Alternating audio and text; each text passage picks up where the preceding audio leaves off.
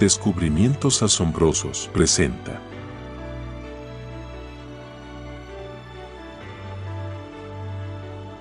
Historias de experiencias de vida, por Walter White.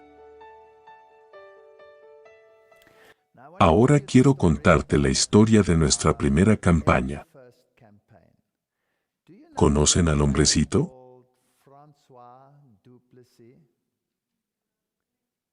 ¿Lo han visto en televisión, ocasionalmente en anuncios? Ahora, él es uno de los hombres más amables y dulces que conozco. No conozco a mucha gente tan amable y un dulce como él.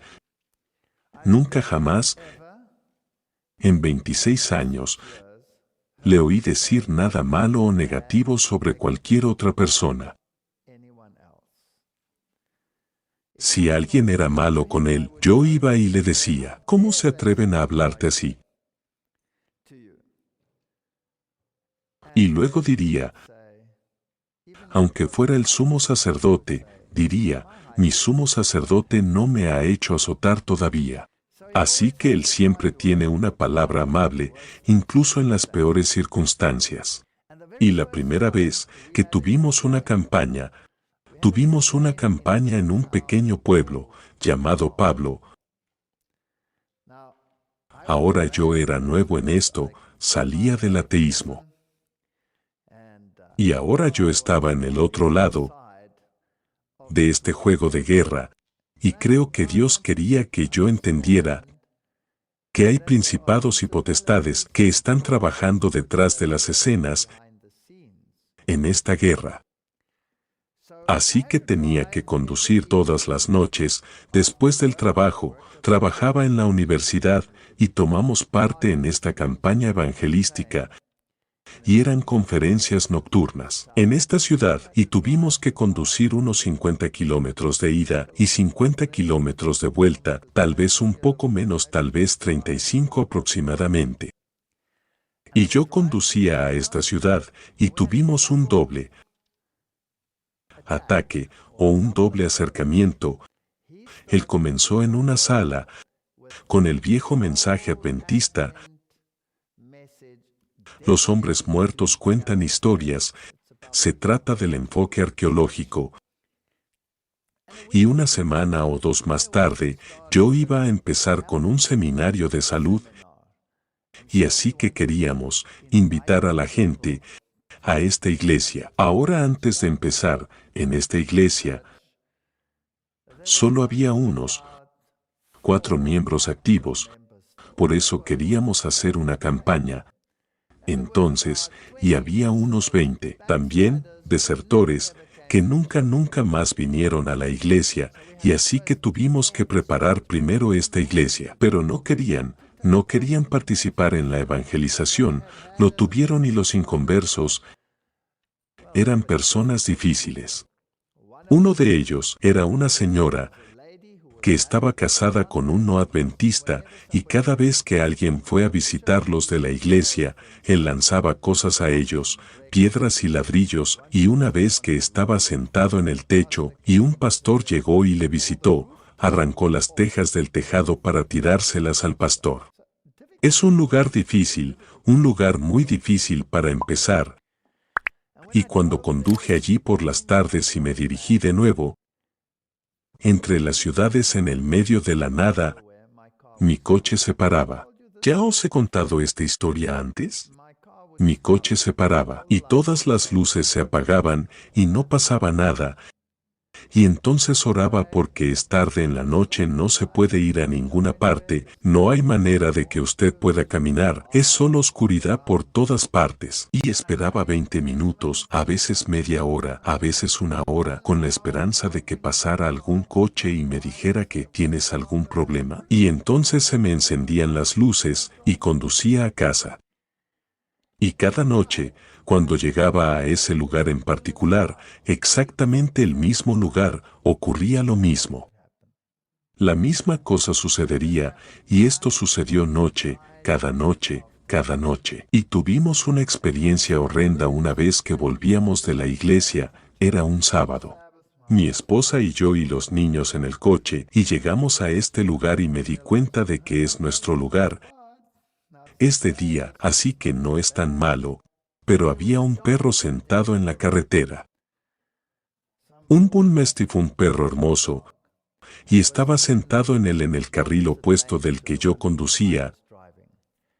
Y dije, ¿sabes? Ese perro está sentado exactamente en el lugar donde mi coche siempre se detiene por la noche. Ese perro va a correr a través de la carretera justo cuando llegue allí, así que voy a reducir la velocidad para que no suceda, así que pase lo que pase, no voy a ser yo el que atropelle a este perro.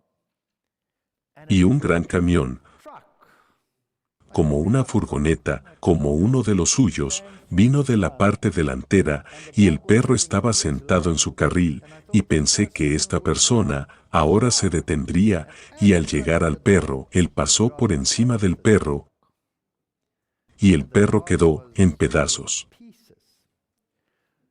Y yo estaba tan furioso porque pensé, eso es una cosa horriblemente malvada que hacer, y me di la vuelta y corrimos detrás de este coche, pero no podíamos ver a nadie en el interior. Y en la distancia había un cruce de 4 vías, y esos eran los únicos caminos, no hay nada por donde puedas conducir. Y cuando llegamos, ya no estaba, no se veía por ninguna parte. Así que estas son las cosas que pasan. Y a medida que nos adentrábamos en la campaña, las cosas más extrañas comenzaron a suceder, y una cosa que me gustaría señalar es que esta es la primera campaña en Sudáfrica que fue multirracial. Fue justo en el cambio de la situación política y habíamos decidido que íbamos a tener una campaña multirracial. Así que lo hicimos en el ayuntamiento y cualquiera que viniera sería bienvenido, sin importar su tribu, raza o credo. Ahora, cuando hicimos la campaña, hubo algunas historias interesantes. Tal vez antes de llegar a esa historia, primero una historia secundaria.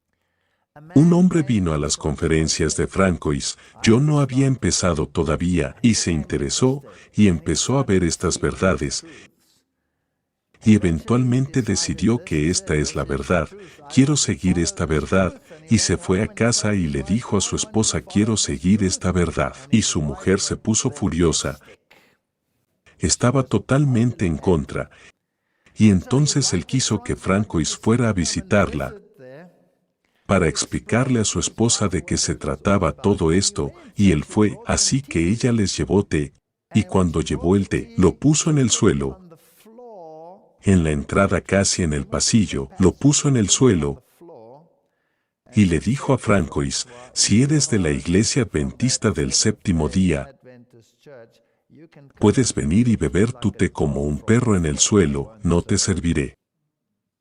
Esa fue la actitud, y con el tiempo se hizo tan miserable que no vino más.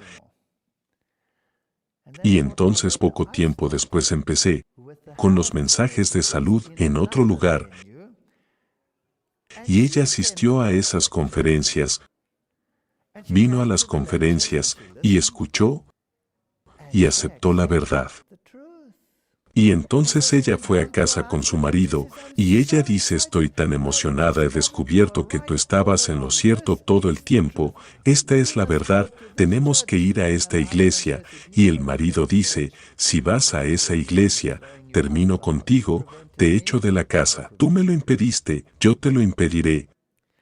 Y entonces ella dijo, pero debemos ir. Ella y su hija asistieron a esas conferencias, debemos ir, y entonces él dijo fuera del dormitorio, y él echó fuera. Y entonces ella se tumbó esa noche en la habitación, y ella estaba llorando, y ella estaba divagando y pensando, ¿es esto correcto? Está causando tanta tensión, vale la pena, es verdad que hay que guardar el sábado y los mandamientos y todas estas cuestiones.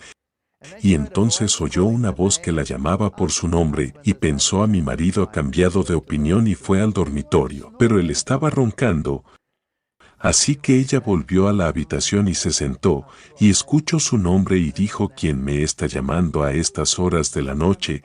Pero él estaba roncando. Así que ella volvió a la habitación y se sentó, y escuchó su nombre y dijo: ¿quién me está llamando a estas horas de la noche?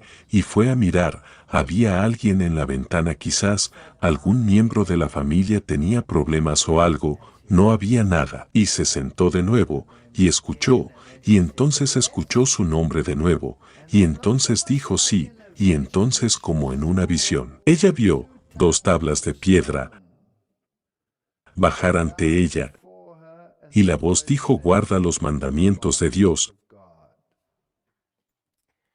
Y fue bautizada, ella y su hija. Solo para adelantarme un poco, durante un año ese hombre hizo de su vida una miseria. Él se ablandó un poco más tarde, y se dignaba de vez en cuando a llevar a la gente en un auto, a los que vivían cerca de la iglesia, pero nunca puso su pie en la iglesia. Y en una de estas ocasiones, estaba lloviendo, él trajo a la gente y él estaba sentado fuera. Se negó a poner el pie en la iglesia, pero estaba dispuesto a que su esposa estuviera allí o algo así. Francois salió y le dijo: ¿por qué no entras? Hace mucho frío aquí, no tienes que participar en el servicio, estamos haciendo un bautismo, pero ya sabes, y hacía mucho frío, así que dijo que de acuerdo, así que fue y se sentó en la parte de atrás, y después del servicio, cuando todos salimos y cerramos la puerta, dijo: me perdí mi bautismo, soy tan terco. Así que Francois le dijo: no, usted no ha perdido su bautismo. Abrimos la iglesia, y él también fue bautizado. Así es como Dios trabaja. Así que experimenté todos estos milagros, experimenté esta cosa sobre el coche que paraba cada noche, y en medio de esto había otro hombre que hoy es activo en el trabajo. Él incluso sirvió como pastor para algunas de nuestras iglesias, y este hombre me encontró en un pánico tremendo durante esta campaña. Y me dijo: hay algo seriamente mal. Llamé a Francois du Plessis para preguntarle algo, y una mujer contestó y me gritó, y era tan demoníaco, y ella gritó: lo tengo donde lo quiero. Y yo estaba tan asustado que colgué el teléfono. ¿Sabes algo de lo que está pasando allí? Y le dije que no tenía ni idea. Yo vivía en una ciudad separado de Francois, a unos 30 kilómetros de él. Así que llamé a mi esposa, estaba presente en la casa, y llamé a Francois, y pensé: ¿qué está pasando aquí? Y como lo encontré, una mujer contestó, y ella se rió como un demonio. Ahí ella gritó sobre el teléfono, y ella dijo: lo tengo donde lo quiero, lo tengo donde lo quiero, está sentado en el suelo, está acabado. Y ella se rió como un drenaje que mi esposa podía oír, que gritaba por el teléfono, a una distancia tan lejana como la última fila de esta iglesia. Y yo cerré de golpe el teléfono. Y yo corté de golpe el teléfono. Me llevé un gran susto, pensé: ¿qué pasa aquí? Y si es que me he equivocado de número. Volví a marcar y me contestó la mujer de François, que estaba llorando al otro lado, y le dije qué pasaba. Ella dijo que no lo sabía, pero Francois estaba sentado en el suelo de la oficina y no se levantaba. Así que le dije que íbamos, así que cargamos a los niños en el coche y corrimos hacia allí. Y lo que había pasado, había recibido tanta oposición, porque en la ciudad donde teníamos la campaña, que es la ciudad llamada Paul, los ministros de las otras iglesias habían presionado en nuestra conferencia a tal punto, y usted debe entender el poder que estas personas ejercían, porque en Sudáfrica, la iglesia y el Estado eran uno. De hecho, la religión que se propagó, el calvinismo, predicaba la predestinación, y en la fuerza de esa predestinación, la habían conectado con el racismo, por lo que una reunión que fuera multirracial despertaría una tremenda oposición no solo de la población, sino también de las iglesias. Y así presionaron a la conferencia y encontraron a Francois y le dijeron que debía cesar con su campaña inmediatamente porque estaba causando demasiados problemas. Ahora estábamos experimentando estos milagros. Y decidimos no vamos a parar, o él decidió, no va a parar la campaña. No importa quién se lo diga, incluso si el primer ministro le dice, este es el trabajo de Dios y las almas están en juego, él sigue adelante. Y le hicieron la vida tan miserable que se deprimió tanto que se sentó y no pudo levantarse. Y cuando llegamos allí, estaba sentado en su oficina y le pregunté qué le pasaba y no podía levantarse, no podía moverse. No era solo mentalmente, sino físicamente, no podía moverse. Y esa noche tenía que dar una conferencia. Y entonces le dijimos qué íbamos a hacer, y oramos, y entonces teníamos a este amigo nuestro, lo recogimos, y estaba como en posición fetal. Estaba así. No podía levantarse de esta postura. Y entonces lo cargamos, es un hombrecito liviano, es un hombrecito bajito. Lo recogimos y lo llevamos al auto, lo pusimos en el auto, lo llevamos a la campaña y tuvimos que sacarlo en esa misma posición. No podía levantarse bien, estaba allí abajo y lo llevamos a la sala y lo pusimos en la silla delantera. Y para el momento en que las reuniones iban a comenzar, él todavía no podía caminar. Oramos, hicimos todo lo que pudimos y apenas podía hablar. Y lo levantamos y lo llevamos al púlpito y lo pusimos al lado del púlpito porque no podía pararse detrás del púlpito porque nadie podía verlo. Así que lo pusimos al lado del púlpito y le dimos el micrófono y allí comenzó a susurrar su conferencia. Y susurraba su conferencia y a medida que hablaba, su voz se hacía más fuerte y más fuerte y más fuerte. Y se levantó del suelo. Y a los 15-20 minutos de la conferencia, era el viejo François. ¿Por qué Dios permite que sucedan cosas tan extrañas? Y me di cuenta, no estamos luchando contra la carne y sangre.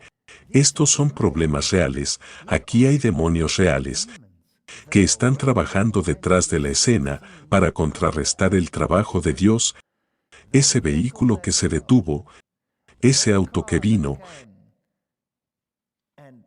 y aplastó a ese perro delante de mis hijos estaban histéricos, tenían miedo, no querían ir a esa iglesia de nuevo.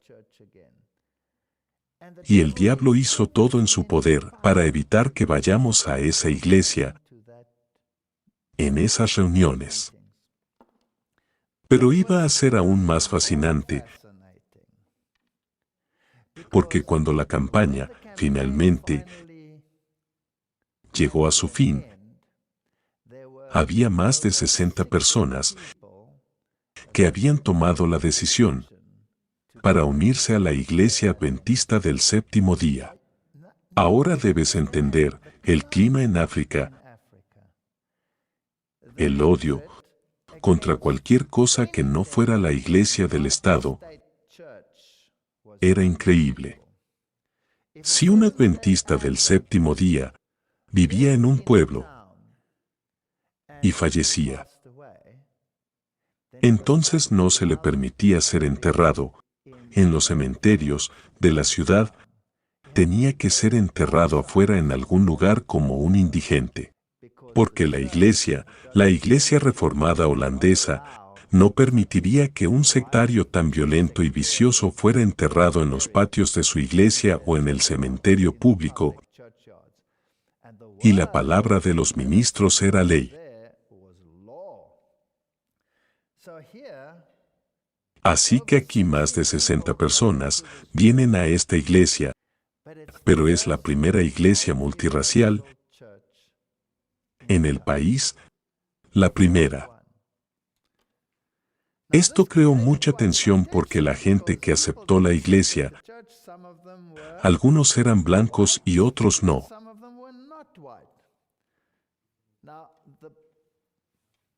Ahora la gente que vino, que no eran blancos, eran de la raza de color. La raza de color, ahora la raza de color, en Sudáfrica, es una mezcla entre la raza blanca y las razas Hatentet y Bushman, y también una mezcla entre la raza blanca y la raza negra, por lo que es una mezcla entre los dos, porque la historia de Sudáfrica es fascinante. Cuando los Boers llegaron por primera vez a África, no tenían esposas, así que tuvieron que arreglárselas con lo que estaba disponible y así es como estas razas se desarrollaron en el sur de África, pero el prejuicio era increíble. Quiero decir que estaba establecido en la ley. Y así las tensiones estallaron en esta iglesia. Tensiones terribles y luchas internas terribles. Yo y Francois estábamos tratando de apagar los incendios. Y luego algunas de las personas en una reunión dijo que no podemos tener una iglesia mixta. No es posible. Porque las culturas son tan diferentes, nunca seríamos capaces de adorar a Dios juntos. Algunas de estas personas tienen estilos de música totalmente diferentes, sus ritmos son diferentes, no leen la Biblia como nosotros, no podrán cantar los himnos como nosotros cantamos, se visten diferente, no lo harían. Dijeron muchas cosas peores que no quiero repetir. Tratamos y tratamos de reconciliar estas mentes, simplemente no había manera. Y luego dijeron, ¿y si se pone peor?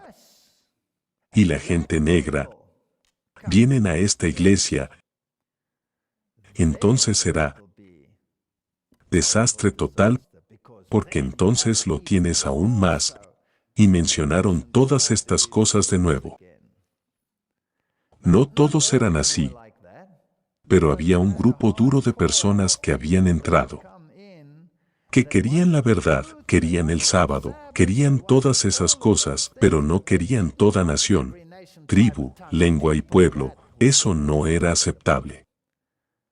¿Sabes? Es como la gente que viene y dice, queremos todo esto, queremos el sábado, queremos la salvación, queremos eso, pero esta reforma de salud, no la queremos.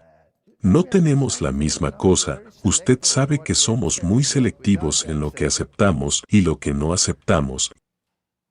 Y llegó a un punto donde toda la iglesia iba a desmoronarse, todo ese trabajo, todo ese dolor, todo ese sufrimiento, y toda la iglesia solo iba a desintegrarse. Y yo estaba haciendo el sermón una mañana, y era sábado, y en realidad esto es bastante divertido. En el pueblo, había dos pueblos donde Francois era el pastor, uno se llamaba Paul, and the other one was called Paro. Ahora suena diferente, pero en afrikaans es It's Paro and Paro. And if you say it quickly, it's Paro and Paro. Paro and Paro. Así que me llamaba y me decía, hoy vas a predicar In Paro today, and I'm preaching in Paro today, and Y yo le decía que bien, muchas gracias, terminábamos en la iglesia equivocada. Terminaríamos los dos en la misma iglesia, y algunas de ellas estaban ya sabes a 30-40 kilómetros de distancia, entonces se supone que debes empezar a predicar y estás en el lugar equivocado. Así que se puso muy difícil, de todos modos me encontró ese día, y me dijo, said, "Is it now Peril or is it Perot?" And he said, "No, it's Peril." así que esa es la iglesia donde tuvimos, esta iglesia difícil. Así que fui a esta iglesia esa mañana pensando, o vamos a tener problemas de nuevo hoy, y allí estaban todos sentados, y estaban luchando, y había agresión, y me fui al frente cuando era el momento para mí para hacer el servicio, y como me fui a la parte delantera, una señora negra caminó en la parte de atrás. Ahora todos los ojos se volvieron horrorizados, porque esta no era una dama de color, ella era negra. Ahora la gente de color viene en todas las tonalidades de color desde claro hasta oscuro, pero esta era una persona negra, de la raza negra. Y ella estaba vestida inmaculadamente.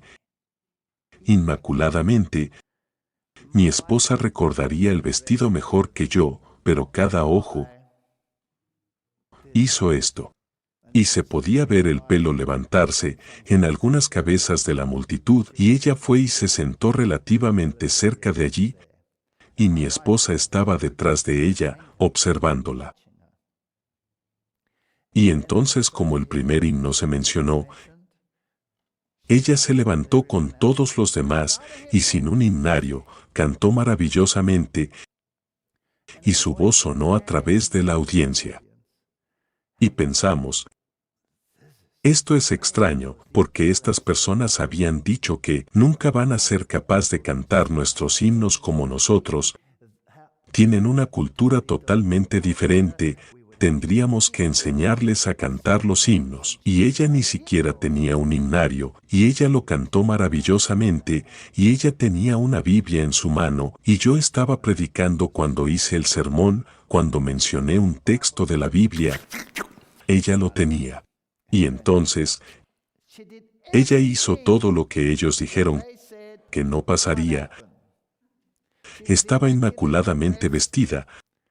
Como cualquier occidental, estaba cantando nuestros himnos, tan claro como el cristal y tan dulce como una campana, ninguna de las connotaciones y las cosas que ellos pensaban que estarían involucradas estaban allí. Y luego el segundo himno y el tercer himno, y fue como si su voz fuera como una voz de un ángel.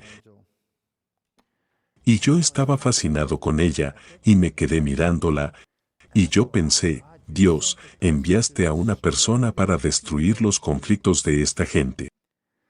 Y después del sermón, lo que el pastor hace, sale por delante, va por el pasillo y se pone de pie en la parte posterior y saluda a la gente en la parte posterior. Ahora la gente sale de la iglesia y lo saludamos y estoy esperando a esta señora porque quiero preguntarle de dónde viene y cómo es que ella está en esta iglesia. Porque había una iglesia negra adventista del séptimo día en ese pueblo también. Ahora porque ella vino a esta si había una allí a la que podría haber ido, quiero saber. Y cuando toda la gente se había ido, ella todavía no había aparecido, y le dije a mi esposa, que está a mi lado, cuando nos despedimos. Dije, ¿dónde está ella? Debe estar todavía ahí. Y entramos a buscarla. No hay señales de ella, no hay ningún otro lugar por el que pudiera haber salido, y el terreno está totalmente vallado, no hay forma de que pasara por delante de mí, no había forma de que pudiera ser de otra manera. Así que creo que Dios envió un ángel negro, para destruir la intolerancia entre el pueblo de Dios.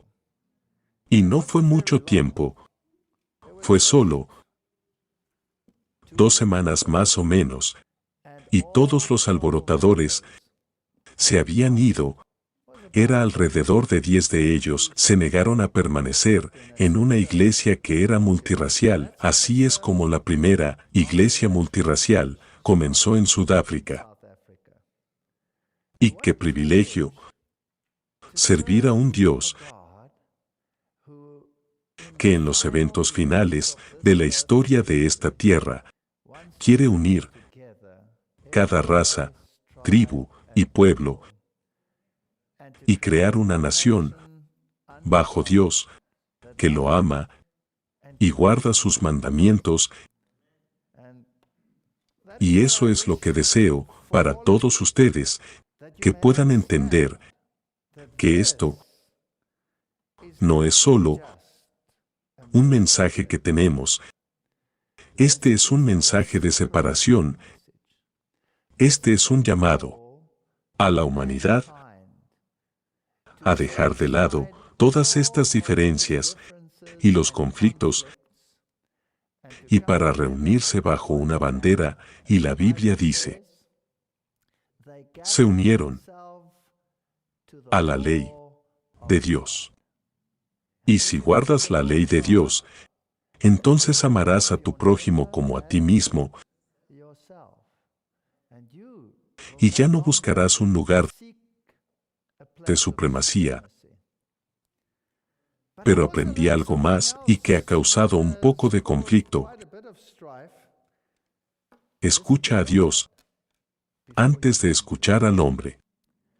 Si Dios te dice que hagas algo y alguien más te dice que pares, y tú sabes que este llamado es de Dios, si Él te dice que hagas evangelismo y alguien trata de pararlo, no es de Dios, no importa quién sea el que trata de pararlo, tú tienes que obedecer a Dios, más de lo que tienes que obedecer al hombre. Y estas influencias tempranas en mi propia vida evangelística me mostraron que si tú haces lo que es correcto, y si tú perseveras, no hay manera que Dios te deje y te abandone, Él estará contigo. Y he tenido tantas ocasiones con un mensaje que traigo, donde incluso nuestras vidas fueron alcanzadas en peligro, y Dios nos sacaría adelante cada vez. No olvidaré en Eslovenia, estábamos en el escenario y la milicia ortodoxa decidió interrumpir las reuniones. Corrieron a nuestras reuniones, corrieron a nuestro escenario, y era una sala enorme. Quiero decir que había más de 1000 personas en esa sala que habían venido a las reuniones. Corrieron al frente, me quitaron el micrófono de la mano, me empujaron a un lado, tenía una pequeña intérprete rubia, traductora, y la empujaron a un lado, y fui y me puse delante de ella, y me dijeron que me bajara del escenario, y me negué. No era su escenario. Este era el escenario de Dios. Y miraron a la gente, y dijeron que si la gente no sale, vendrán con toda su milicia. ¿Sabes que la Iglesia Ortodoxa tiene su propia fuerza policial básica para asegurarse de que nadie interfiera en su patio trasero? Y le dijeron a la gente: salgan o vendremos y los golpearemos a todos. Y esa gente se levantaron como un solo hombre y pensé que se iban a ir. No, se acercaron y dijeron: no, salgan ustedes o les daremos una paliza. Y entonces el hombre retrocedió un poco y dijo: volveré en 15 minutos y vamos a acabar con todos ustedes. Voy a buscar las tropas de refuerzo. Y el presidente de la conferencia que estaba allí encontró a la policía. Y la policía llegó. El jefe de la policía llegó con todos sus oficiales y 250 policías, y rodearon toda la sala con sus policías a tope, y el jefe de policía y sus altos mandos se sentaron en la primera fila de mis reuniones. Esas personas llegaron con cientos de personas para venir y atacar nuestra sala, y el jefe de policía, con todas las de la ley, les dijo que había una ley que podía arrestarlos y meterlos en la cárcel por violencia pública, sin juicio, durante meses.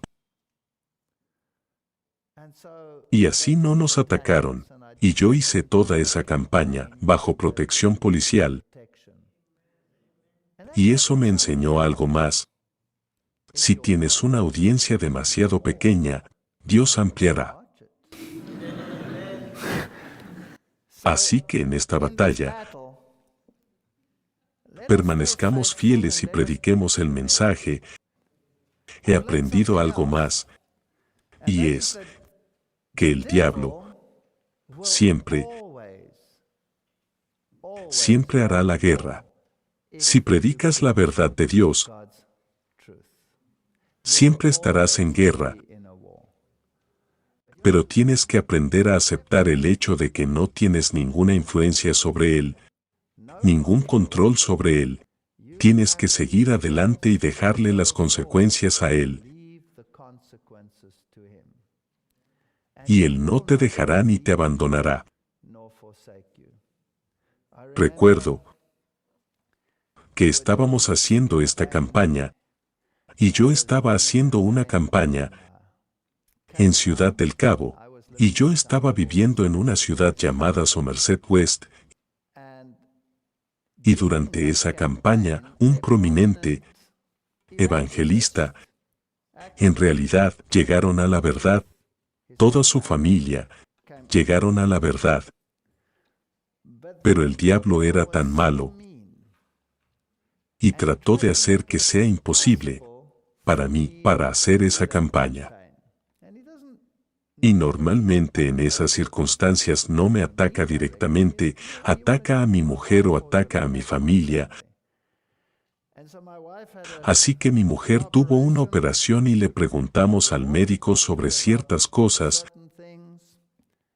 y nos ignoró totalmente y ella casi muere después de la operación.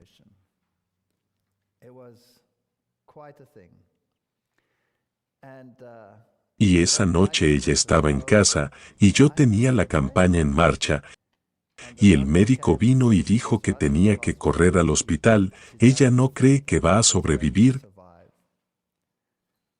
Y mientras el médico estaba trabajando con mi esposa para tratar de estabilizar la hemorragia interna, nuestro gato fue atropellado en la calle. Entró corriendo por la ventana, saltó al regazo de mi hija pequeña.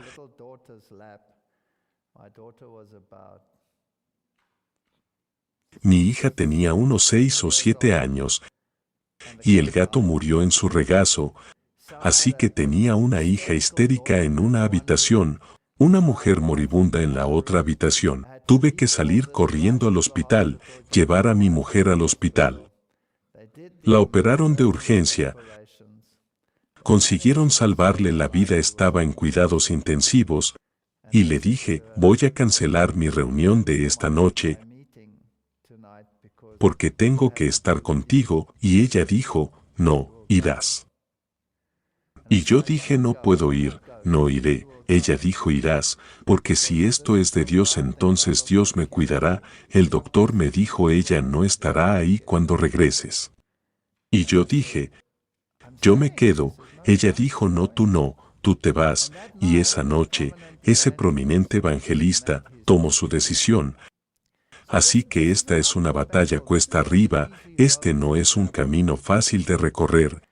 Ella estaba tan débil después de esa operación, porque había perdido casi toda su sangre internamente y tuvo que hacer la transfusión. Todo salió mal en esa operación. Yo no estaba allí, tenía que hacer campaña, y estaba en la universidad enseñando durante el día y hacía campaña por la noche.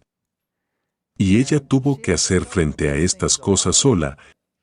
Ella tuvo que hacer frente sola, y ella estaba tan débil, no podía ir al baño sola, y no teníamos dinero porque después de que me había convertido en un adventista del séptimo día, tuve que experimentar cómo todos mis fondos simplemente se fueron por el desagüe. Y estábamos tan pobres que no teníamos dinero para conseguir ayuda o alguien que la cuidara. Y éramos nuevos. Y en la iglesia adventista, y ya sabes que somos gente orgullosa, te comes los zapatos antes de pedir ayuda a alguien. Por cierto, eso también es estúpido. y ella tuvo que quedarse en casa sola cuando fui a la universidad. Afortunadamente en la universidad, si tus clases terminan, puedes dormir la siesta en casa, no estaba muy lejos, para ayudarla, y así por la mañana, la apoyaba en la cama, y le llevaba el desayuno, y la alimentaba y preparaba a los niños, y hacía todas las cosas que una esposa normalmente hace, y luego, me iba, pero no podía volver, digamos, hasta después del almuerzo. Así que la ayudaba con las cosas del baño y esperaba que no pasara nada hasta que volviera a almorzar y le daba un pequeño plato de comida. Y a ella siempre le gustaban las frutas y cosas así. Así que ella tenía fruta y pan y un cuenco y todas estas cosas justo al lado de su cama, y no tenía que levantarse porque estaba demasiado débil para levantarse, y por supuesto estaba sola en casa, los niños en la escuela, ella sola en casa, sin nadie que nos ayudara, estaba débil, y se sentía muy, muy deprimida, y teníamos un perro y un gato. Y en aquellos días era bastante seguro en nuestro país, por lo que la puerta de atrás estaba siempre abierta, por lo que el perro y el gato tenía acceso a la casa, pero podría ir al jardín para hacer lo que tenían que hacer. Pero ella estaba tan sola, y como ella estaba acostada en la cama allí, oyó un pequeño golpeteo, bajando por el pasillo. Ahora esto era muy extraño. ¿Qué era esto? Entró en el dormitorio y era una ardilla. Ahora ella ama a los animales y por lo que vio esta ardilla, es una ardilla salvaje y el gato persigue ardillas salvajes y los captura y los mata y esta ardilla caminó más allá del perro y más allá del gato y el gato y el perro no hacían nada y la ardilla venía y la ardilla saltaba a su cama. Y entonces la ardilla se acercaba y siempre pasaba alrededor de la hora de comer y se acercaba a su plato. Y entonces ella compartía aguacate con la ardilla, le daba la mitad y él se comía la mitad de su pequeño caparazón. Y entonces se tumbaba a su lado en la silla, se estiraba al sol y se dormía media hora a su lado. Y esto la mantenía animada y feliz. Y esto pasó durante 6 semanas, cada día durante 6 semanas, a la hora de comer, esa pequeña ardilla bajaba por el pasillo, saltó a la cama, la consoló, comió un poco, y dormía con ella, y luego salía, y después de 6 semanas cuando era capaz de levantarse de nuevo, y empezar a moverse alrededor de la casa, y caminar, la ardilla no entró más en la casa, solo se quedó en los árboles fuera, y como ella se hizo más fuerte. Un día ella estaba parada en la cocina, y miró hacia afuera, la ardilla estaba en el árbol, y la ardilla bajó corriendo del árbol, bajó por el tallo y entró corriendo en la casa, y corrió por su pierna, en su hombro, corrió hacia el otro lado, por la otra pierna, y corrió hacia arriba y se subió al árbol. Y desde ese día la ardilla se había ido, nunca regresó de nuevo. Ahora, ¿cuáles son las lecciones en estas historias? Ya sabes, Dios está en los detalles, no solo está en las grandes cosas, está en las pequeñas cosas, se preocupa por ti, y eso es lo que nos hace tan decididos a seguir adelante, pase lo que pase. Porque no importa lo que el diablo te arroje, Dios está ahí para consolarte, y todavía estamos aquí, ¿no es así? Todavía estamos aquí. Después de todos esos tiempos, yo estaba dando una conferencia en Durbin, que es una de las grandes ciudades de Sudáfrica. Es unas 4 veces el tamaño de Vancouver. Para tener una idea de lo que el tamaño es, y yo estaba dando una conferencia en la Universidad de Durban-Bastogne. Tuvimos las instalaciones allí, y en el medio de mi conferencia y eso fue una dura serie de conferencias. Era una parte de esa serie de ataque total que causa tantos problemas. pero trae tanta gente. Así que problemas, mientras haya frutos está bien para mí. Y de repente gritaron, por favor levántense. Y todo el mundo tuvo que levantarse, y la reina, no la reina británica, sino la reina africana de la nación Zulú. La nación Zulú se divide en jefaturas y en un reino, todos están relacionados, pero el jefe tiene diferentes funciones al rey. Y el jefe es, en esa etapa, y aún hoy lo es, Buthelezi, Gatsa Buthelezi, también fue primer ministro en una etapa paralela a Nelson Mandela. Si Nelson Mandela se iba, él sería el primer ministro interino. Y él está en una familia adventista. Ese jefe no es adventista, pero su madre es adventista.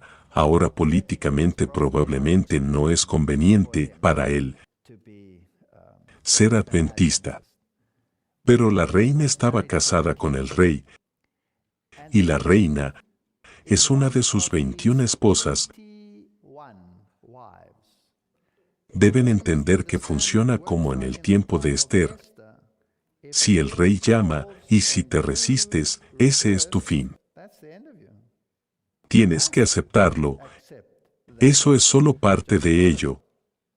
Pero ella llegó con todo un séquito, vestida con ropa africana, y se sentó en la primera fila, y su nombre era Reina Infonte, y era una adventista del séptimo día, era la única adventista del séptimo día en su familia. Todas las otras esposas eran no adventistas.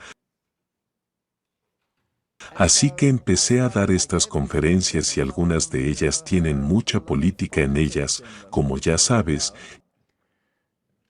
Y después de la primera conferencia, ella se levantó y se acercó a mí y me dijo, ¿te importa si me siento en la fila de atrás porque no puedo ver también en la primera fila? Ella me pidió permiso para cambiar su asiento, ella era la reina. Así que ella encontró al rey y le preguntó si podía quedarse para otra conferencia y él le dio permiso. Cuando la reina entra no lo hace sola.